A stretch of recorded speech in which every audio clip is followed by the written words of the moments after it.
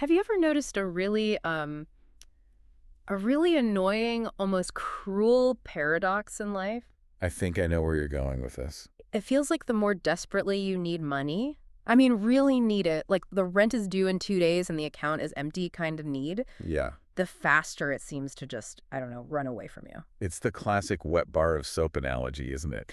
Exactly. It's like a wet bar of soap.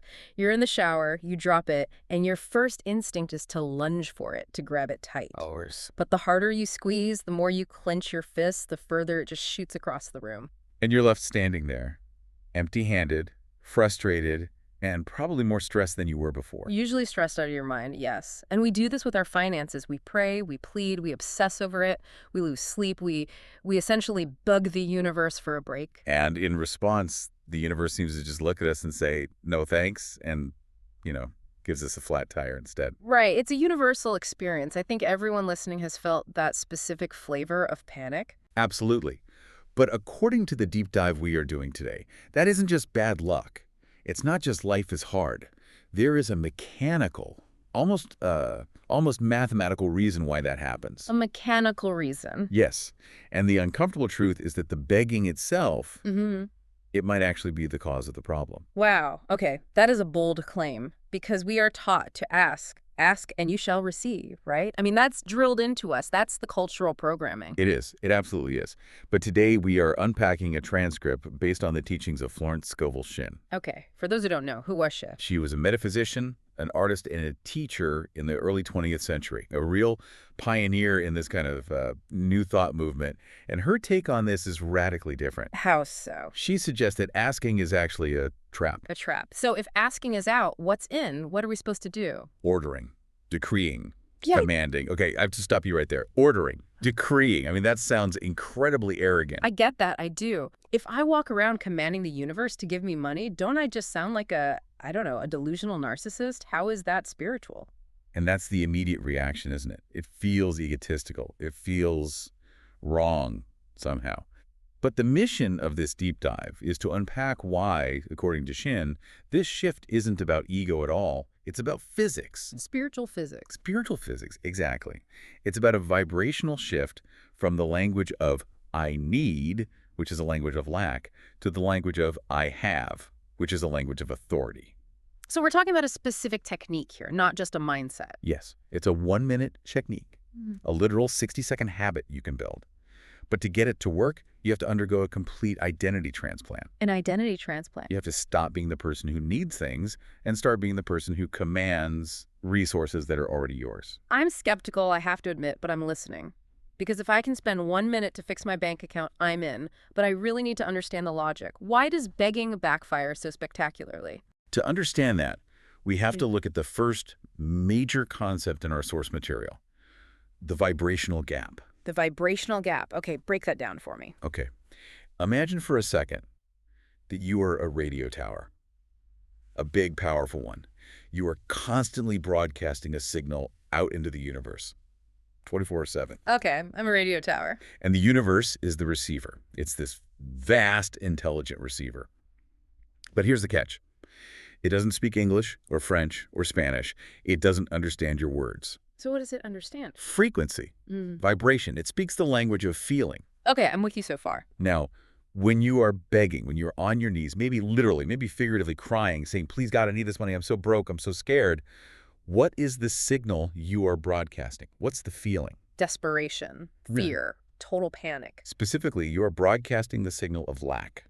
You are screaming energetically at the top of your lungs, I do not have. Well, yeah, because I don't have it. I mean, I'm just stating the facts of the situation. You are stating the facts of your current reality, yes. But the source argues that by focusing on the lack, by inhabiting that emotional state of not having, you are reinforcing that very reality. So I'm just making it worse. You are, in effect, signing a contract with the universe that says, I am a person who lacks money.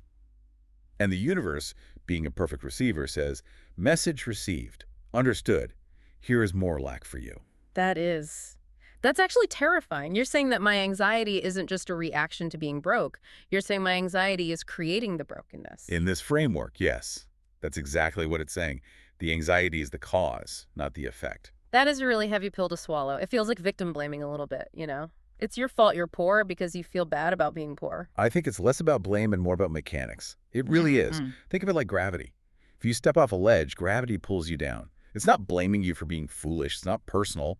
It's just how the law works. Just physics. It's just physics.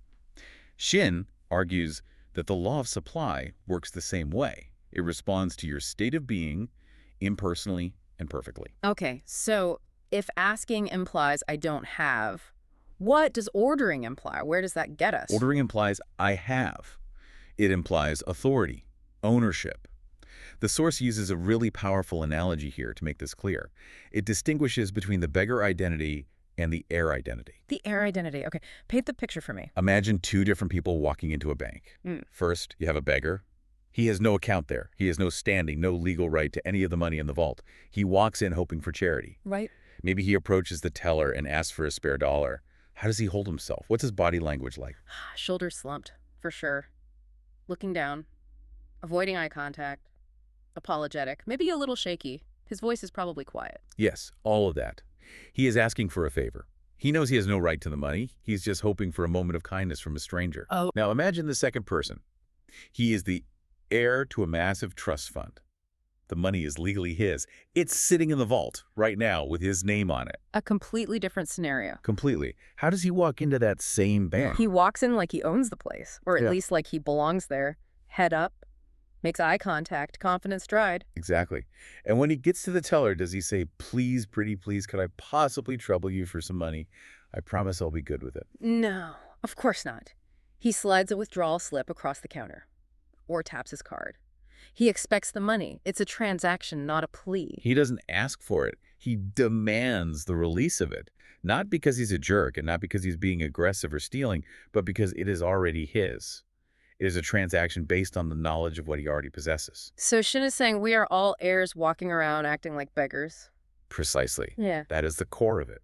The source material emphasizes that most people approach spiritual supply like a beggar on a street corner, shaking a cup at God. Yeah, that resonates. But the teaching is that you are a child of infinite wealth. The wealth is already there in what she calls the divine substance. You just haven't claimed it yet. You haven't signed the withdrawal slip.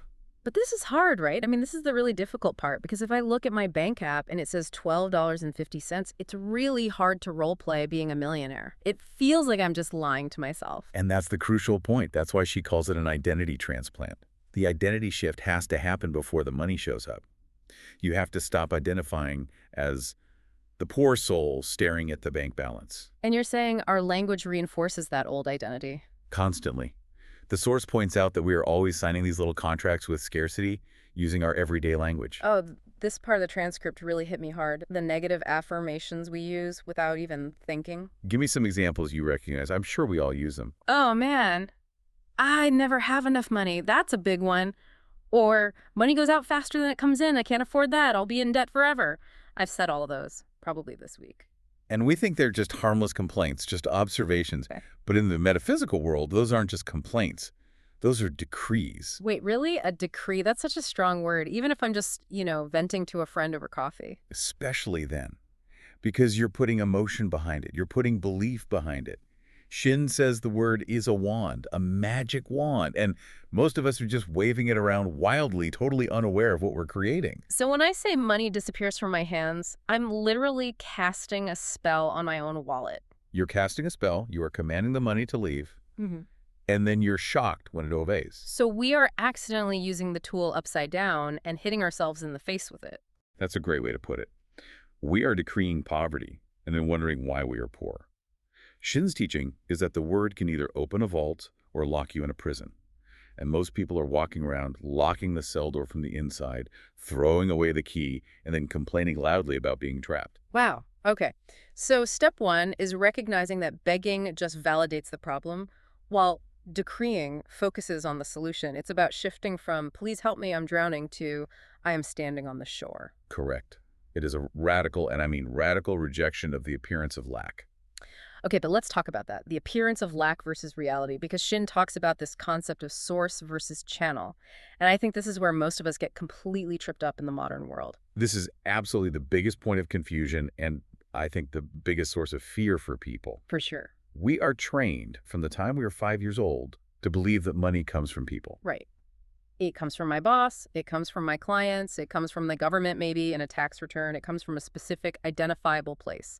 We look at our job and we think, this is my source. My boss pays my salary. Therefore, my boss is the source of my survival. It seems like simple logic. It seems logical, but that belief is a trap. The source material explicitly states, money is just a medium. It's a symbol. The true source is the divine substance.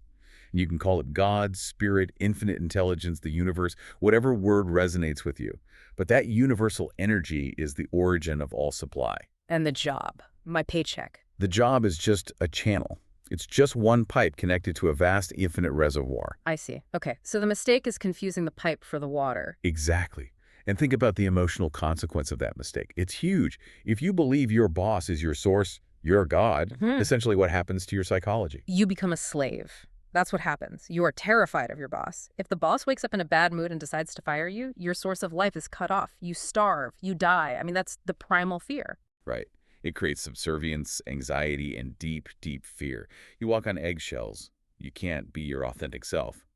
But if you truly understand that the divine substance is the source, and your job is just one of a million possible channels. Then if the job goes away, it's not a tragedy. It's not the end of the world. It just means that one pipe closed. And because the reservoir is infinite, if one pipe closes, the pressure will just burst open another pipe somewhere else. Probably a bigger and better one. I like the plumbing analogy. It really makes it feel mechanical, less personal. It is mechanical. The text gives us this powerful affirmation to cement this idea. My supply comes from God, and God have infinite channels to bless me. That feels so much lighter. It really does. It takes the pressure off the specific method of how I get paid. There's a story in the transcript that illustrates this perfectly. It's the $3,000 story. And I think we need to really walk through this one because it captures the essence of this source versus channel distinction. Oh, I love this story. It's classic Shinn, so set the scene for us. Okay, imagine a man. Let's put him in the 1920s, maybe New York, since that's Shinn's era. He is in a bind, a serious, serious bind. He needs $3,000. And just for context, $3,000 in the 1920s is like, what, $50,000 today? Maybe more. It's a huge amount of money. It's a life-changing amount. And he needs it by the very next day. There's a hard deadline.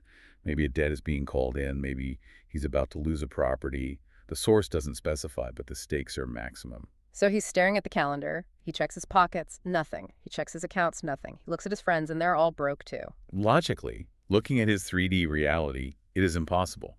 There's no visible way to get the funds. There simply isn't enough time. Now, most of us in that situation would be in a full-blown panic spiral. I know I would be. I'd be pacing the floor. I would be sweating. I'd be on the phone calling loan sharks. I would be trying to sell my kidney on the internet. We would be trying to force a channel. That's the key. We'd be thinking, how can I make this happen? Maybe if I call Uncle Bob.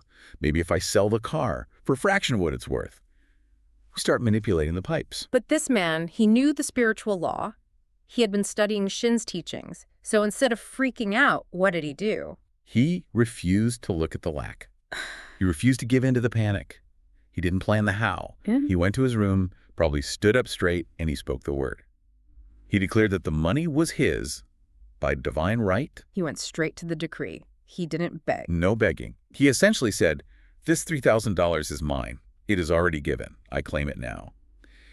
And then, and this is the hardest part for most of us, he sat in the feeling of having it. He felt the relief. So he didn't visualize how it would get there? He didn't imagine a bank truck crashing in front of his house and spilling cash everywhere? No, because visualizing the how limits the universe.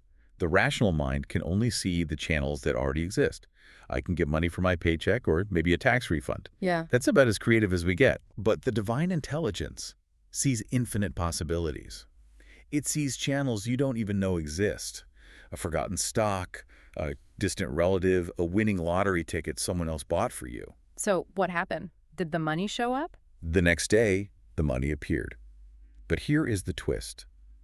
The source says it came from a cousin he hadn't spoken to in years. A random cousin, not someone he would have thought to ask. Someone he never would have thought to ask. Someone who wasn't even on his mental list of possibilities. If he had spent his night frantically calling everyone he knew, he never would have called this cousin. He would have been blocked by his own logic. He would have been too busy banging on closed doors to hear the open window. That's it, exactly. By declaring the end result, and only the end result, he allowed the universe to pick the best and easiest channel. That is the key takeaway for me. Don't visualize the means, visualize the end. Right. When you try to figure out how, you are actually limiting the universe to your own tiny understanding. You're telling the infinite reservoir you can only flow through this one tiny rusty pipe. Okay, so we've established that begging implies lack. We've established that we need to look to the source, not the channel. Now let's get into the actual how-to, the nuts and bolts, the 1-minute money decree. This is the core of the episode. This is the tool we're here to talk about. It revolves around a very specific sentence, a mantra, and the source emphasizes that this isn't just a random collection of positive words you might see on a coffee mug. It's a formula. It's like a chemical compound. If you change the ingredients, you don't get the explosion. It's precise. So it's not like you can just say, universe, give me cash. No, words have specific vibrational signatures. You don't want to be vague with the universe. You don't want to say, I'd like some more money, please. That's too fuzzy. How much? By when? It's not a strong signal. So let's read the mantra. I have it here. I demand that huge sums of money, which are mine by divine right, reach me under grace in perfect ways. Say that again. And I want the listener to really hear the weight and the structure of these words. I demand that huge sums of money, which are mine by divine right, reach me under grace in perfect ways. Okay, we absolutely need to dismantle this word for word, because frankly, there are some triggers in there for me. The first one is the giant elephant in the room. I demand. It's the most controversial word in the entire sentence. It's the one that makes people flinch. It feels aggressive. It feels rude. Like, am I yelling at God? Hey, you, give me my money. It feels so disrespectful. And that's the programming we have to overcome. It's not about aggression. It's about legality. We have to go back to the heir analogy. Okay. You aren't demanding of a reluctant God who is holding out on you. You aren't trying to twist the arm of the universe. Then who am I demanding it from, or what? You are demanding it from the universal supply. Think about the check cashing analogy again. When you go to the bank teller and you say, I want to withdraw my money, that is a demand. You're not asking. True, I'm not asking permission. Is the teller offended? Do they look at you and think you're arrogant? No, not at all. They're just doing their job. It's my money. They're facilitating a transaction. Exactly. The word demand here acts as a claim of authority over what is rightfully yours. You aren't asking the teller for a personal loan from their own wallet. You are demanding the release of your own funds. That is the energy of I demand. It cuts through the wavering. It cuts through the maybe I'm worthy. So it's about owning your power. It's asserting the reality of the inheritance, not begging for a handout. Yes. If you say, I hope for money, you are leaving room for failure. If you say, I ask for money, you're affirming you don't have it. If you say, I demand, you are closing the door on all doubt. Okay, I can get on board with that framing. It makes sense. Next phrase, huge sums. What's your reaction to that one? It feels greedy. It just does. Why not just enough money to pay my bills? Why not comfortable amounts? Huge sums feels like, I don't know, Scrooge McDuck swimming in a vault of gold coins. It feels unspiritual. This is a very common block. We are taught that wanting a lot is bad, that it's selfish. But let me ask you this. Is the ocean limited? No, of course not. If you take a bucket of water out of the ocean, does the ocean notice? Does it miss it? No. The divine substance is infinite. The source makes a great point here. The limitations are only in the human mind. The universe doesn't find it harder to manifest $1 million than it does to manifest a single dollar. Energy is energy. That's a mind bender. It's just as easy for the ocean to fill a giant oil tanker as it is to fill a tiny thimble. The effort is the same for the ocean.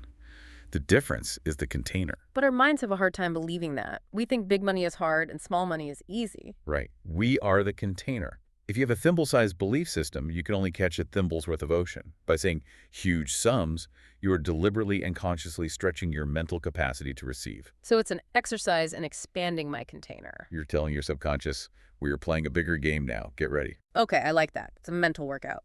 Next part. Mine by divine right. This is the ethical grounding. This is the answer to your worry about greed and selfishness. How so? Because you aren't saying, I demand my neighbor's money. You aren't saying, I demand money I didn't earn, or I demand money through theft or trickery. Right. You are saying, I am claiming the abundance that is inherent to my existence as a creation of the divine. It's your birthright. It legitimizes the request. It makes it It clean. aligns the request with spiritual law. It completely clears the guilt. A lot of people subconsciously repel money because they feel they don't deserve it. This phrase overrides that faulty programming. It is mine by divine right. End of story. Okay, moving on. Reach me. That seems simple enough. It seems simple, but it's an active word. It implies active movement. This is a crucial piece of the visualization. You aren't just imagining a pile of money sitting in a vault somewhere far away. You're visualizing it moving towards me. Yes, it has a vector. It has momentum. It is coming towards you right now. It defeats the feeling of stagnation. It's not just, I have money. It's money is arriving. It implies that the process has already begun. I like that. Now, this next one, this might be the most important safety feature in the whole technique. Under grace. Oh, this is the fail-safe. You absolutely cannot skip this part. If you take nothing else from this deep dive, remember under grace. Why? What happens if you demand money but you leave out under grace? What's the risk? Well, let's play the monkey's paw game. You know that famous short story.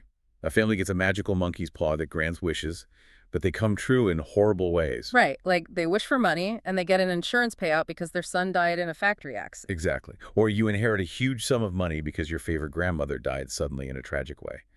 Or you get the money, but it comes through some shady business deal that lands you in jail 6 months later. Yikes. So the universe delivers the huge sum, but the method is destructive and causes pain. The universe follows the path of least resistance, unless you give it specific, benevolent instructions.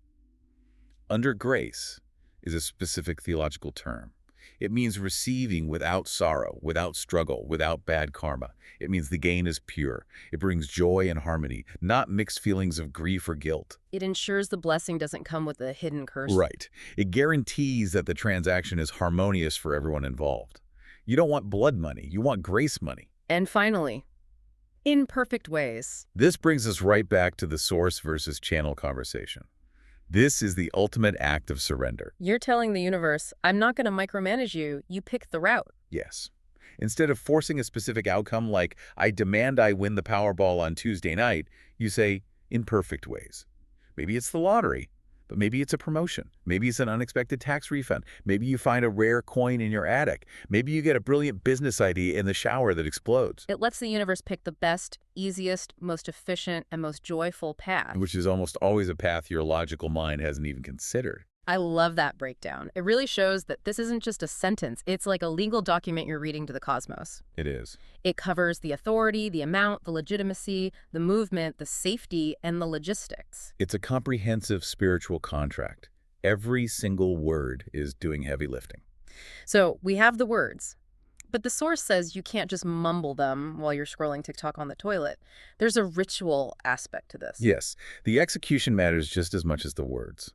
The source calls for a specific 1-minute practice.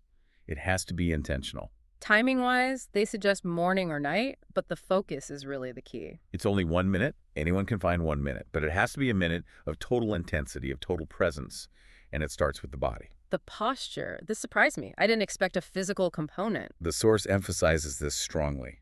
Spine erect, chest open, chin up. Why does physical posture matter for a mental decree? This isn't yoga class. It's all about embodiment. You cannot command the universe while you are slumping in defeat. Think about it. When you are depressed, when you feel poor and hopeless, what does your body do? You curl in on yourself.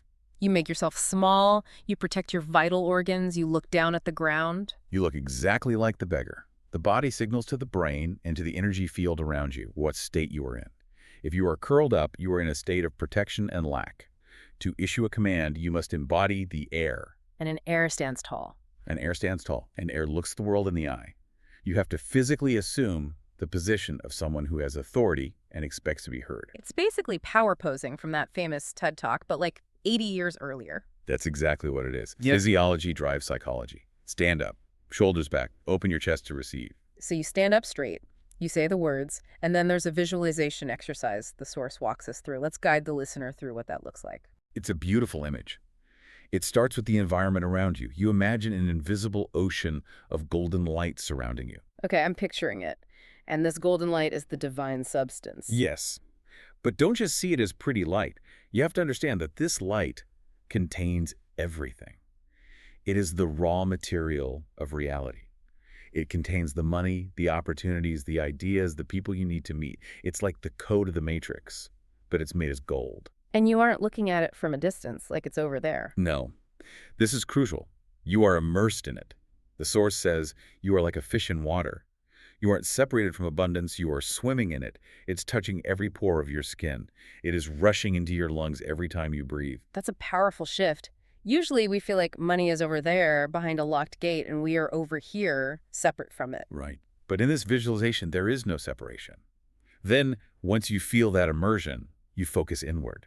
You imagine a gold flame in the center of your chest, in your heart space. This is your personal connection to the source. And you sync it with your breath, right? You do. As you inhale, you see that flame growing brighter and larger. You are pulling that golden ocean into your center, feeding your inner fire. As you exhale, you visualize any fear, doubt, or feelings of lack, dissolving and leaving your body like black smoke. So you're breathing in gold and breathing out smoke. Exactly. In with abundance, out with lack. And what is the end state you're trying to reach in this minute? What is the feeling you're aiming for? Relief. That is the key emotion the source mentions over and over. Yes. You need to see the bills paid, the fridge full, the peace of mind in your future. But more importantly, you need to feel the physical sensation of relief before the money arrives. You're generating the feeling of the result in the present moment. Yes, because relief is the vibration of it is done. If you're still feeling anxious, you are still asking. If you are relieved, you have energetically received. That is the sweet spot. That's where the magic happens. But, and there is always a but, life happens. We have saboteurs. The source identifies 3 main things that trip people up when they try to do this. These are the classic roadblocks, the things that pull you right out of the heir mindset and shove you back into the beggar mindset the moment you're done with your minute. Let's talk about saboteur number 1, the undeniable reality of debt. Old bills. This is the tough one, the biggest one for most people. It's easy to visualize golden oceans when your eyes are closed, but then you open them, and there is a red envelope on the counter, a past due notice from the credit card company. The physical evidence of lack staring you in the face. How can I stand there affirming huge sums of money when I have a bill staring at me that says I'm overdrawn? It feels like a lie. And honestly, it creates so much resentment. I hate that bill. I hate the electric company. I hate the credit card company for their interest rates. And that is the trap. The source warns very clearly, never hate the bill. Why? They're charging me late fees. I have every right to hate them. Because resentment pushes money away. Hate is a form of intense negative focus. If you hate the bill, you are obsessing over the debt. You are pouring your precious emotional energy into the lack. You are telling the universe, this debt is the most important thing in my life right now. And the universe says, okay, here's more of that. Precisely. So what do we do instead? It sounds completely crazy, but the source says, Bless the bill. bless the bill. I'm sorry, but if I get a massive medical bill, my first instinct is not, oh, bless you. It's the opposite of that. I know. It's totally counterintuitive. But look at the logic behind it. You thank the creditor for their trust. They gave you a service or a product in advance of payment. You used the electricity before you paid for it. You used the credit card before you paid it off. That was an act of trust on their part. That's a radical reframing. I've never thought of it that way. And there's a specific technique here. You don't just think it. The source says to place your physical hand on the bill. You touch the paper, and you say out loud, I bless this amount and declare it paid under grace. What does that do psychologically? It neutralizes the fear. It turns the bill from a terrifying monster into a neutral object that is simply waiting for a solution. It releases the resistance. And money, like water, can only flow where there is no resistance. It's taking the emotional charge out of the debt. Exactly. You are reclaiming your power from that piece of paper. Okay, saboteur number 2, lack of faith. The thinker syndrome. Yes, the inner critic. This is the voice in your head that says, you're an idiot. This is never going to work. You're just talking to yourself in a room. What if I'm saying these powerful words, but deep down I feel like a complete fraud? What if I don't really truly believe it? This is where Florence Scovel Shinn is very practical and I think very forgiving. She says, It doesn't matter if you don't believe it yet. Really? I thought belief was the whole point of this. Belief is a destination, but it's not the starting point. You don't need it to start the car. She teaches something called active faith, which means faith often comes after the action, not before. Like going to the gym. How so? You don't wait to feel fit to go to the gym. That would be insane. You go to the gym, you do the work when you feel weak and out of shape, and then you start to feel fit. The feeling comes after the action. That's a perfect analogy. The source advises you to just ignore the little voice of doubt. Just keep talking. Persistence in the word will eventually re-educate the subconscious mind. You are programming a computer. The computer doesn't care if you believe in the code. If you type the code enough times, it runs a program. So fake the authority until you feel the authority. Exactly. The repetition eventually wears down the doubt. It's like carving a groove in a rock with water. Water is soft, rock is hard. But if the water keeps dripping in the same spot, day after day, the rock eventually yields. Your doubt is the rock. Your word is the water. That's a comforting thought. I don't have to be perfect at this. I just have to be persistent. Correct. That's all that's required. Okay. Saboteur number 3, fear of spending. The hoarder mentality. The scarcity mindset. This is me. This is 100% me. When I get a little bit of money, an unexpected check, I clench up. I'm terrified to spend a dime of it because I think it won't come back. I treat every dollar like it's the last soldier in my army. The source is very, very clear on this. Money is energy, and energy must flow. It has to circulate. Stagnant money rots, just like stagnant water. If you dam up the river, the water gets gross. It gets full of algae. It breeds mosquitoes. Nothing healthy can live in it. And more importantly, fresh water can't flow in. If your cup is already full of old, stagnant water, you can't pour fresh tea into it. If you hold on to money out of fear, you are broadcasting a powerful message to the universe. What's the message? The message is, this is the last money I will ever see, so I must protect it at all costs. Oh. You are decreeing that the supply has ended. Wow, that is a powerful realization. Hoarding is a decree of future poverty. It is. It's a vote of no confidence in the source. It's saying, I don't trust you to send more. So how do we spend without being irresponsible? I mean, I shouldn't just go buy a yacht I can't afford just to prove I'm rich. That seems foolish. No, of course not. Don't be reckless. This isn't about being financially irresponsible. But when you do spend on groceries, on your rent, on a coffee with a friend, spend with intention. Spend with joy, not with the feeling of loss. Know that you are keeping the wheel of circulation turning. And there's an affirmation for this too, isn't there? Yes. When you buy something, as you hand over the card or the cash, you say to yourself, I circulate this money under grace, and it returns to me multiplied. I love that. You aren't losing money. You're sending it out on a mission to come back with friends. You are investing in the flow. You are planting seeds. If a farmer gets a bag of seeds and eats all of them because he's afraid of starving, he guarantees he will starve next year. But if he throws them on the ground, spends them, he gets a massive harvest. So we have the theory, the technique, and the troubleshooting for the saboteurs. Now the source issues a direct challenge, the 7-day challenge. This is where we take it from being an interesting intellectual entertainment to an actual experiment in your own life. The source challenges the listener to try this. Really try it. For 1 week. Just 7 days. We can all do something for 7 days. 7 days. The rules are simple. Set aside exactly 1 minute per day. Put it in your calendar. Okay, so let's recap the rules again. 1, assume the heir posture, spine straight, chest open. 2, repeat the decree out loud. I demand that huge sums of money. And 3, for the rest of that minute, feel the relief. And then the most interesting part, observe the field. What are we looking for? Are we looking for a suitcase of cash to fall out of the sky? I mean, maybe, but usually it starts much subtler than that. You are looking for shifts. You are looking for new ideas that just pop into your head in the shower. You are looking for random contacts, people you haven't thought of in years suddenly calling or emailing you. You are looking for unexpected opportunities that seem to come out of nowhere. So-called coincidences. Coincidences. Synchronicities. When you change your vibration, the world has to rearrange itself around your new signal. The source also suggests writing down a commitment in a journal or even in the comments section. I order my wealth, or I command in faith. To make it real, to seal the deal, it's a mental contract with yourself. It anchors the intention.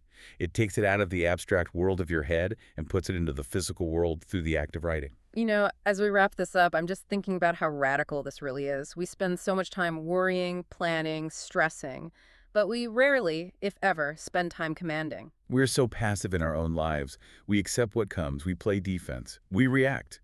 This teaching invites us to play offense. It invites us to be active creators of our reality. So to recap this whole deep dive, we are shifting from the beggar mindset, which asks and constantly affirms lack, to the heir mindset, which orders and claims what is already ours by divine right. We are remembering that the job, the client, the government, they are just channels. But the source is infinite and has endless channels, and we are using the precise laser-focused language of the decree to cut through the noise and claim that supply. I demand that huge sums of money, which are mine by divine right, reach me under grace in perfect ways. It's a heck of a sentence, it really is. It's a sentence that acknowledges your own worthiness, and for most people, that's the biggest battle, convincing themselves that they are allowed to have it in the first place. The source reminds us that an order given in faith never returns void. The universe is just a giant photocopier waiting for your original document. If you give it a blank page of worry, it just copies a blank page. If you give it a clear decree of wealth. It copies wealth. It's waiting for clear instructions. Stop mumbling and start declaring. Here is a final thought to leave you with, and it's a bit of a provocative one. If it's true that your words are a wand, and that you are constantly casting spells whether you realize it or not, take a hard, honest look at your current bank account. Look at your debts. Look at your financial stress. And ask yourself this question: what spell have I been accidentally casting on myself for the last 5 years to create this exact reality? What have I been saying every single day that led me here? Because if you built this reality with your words, the good news is you can build a new one with new words starting today. The power is in your mouth. Use it. Go claim your inheritance. Thanks for listening to this deep dive. See you next time.